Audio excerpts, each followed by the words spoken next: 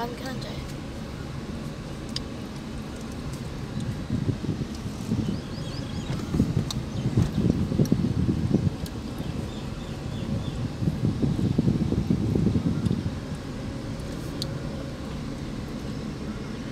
बड़े अरसे बाद कुल्फी खादा पिया खोया ली बड़े अरसे बाद, क्योंकि शुगर का मरीज हाँ, डॉक्टर मना किया,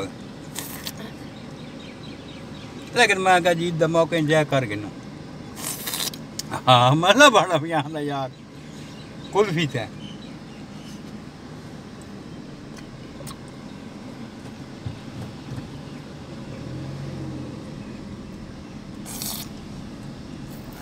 क्या बात है। हाँ हाँ हाँ, पैसे तो भरे से लेकिन मजा बड़ा है। जो दाल कुल्फी से मजा आयो। हाँ जी, बहुत मजा आ रहा है।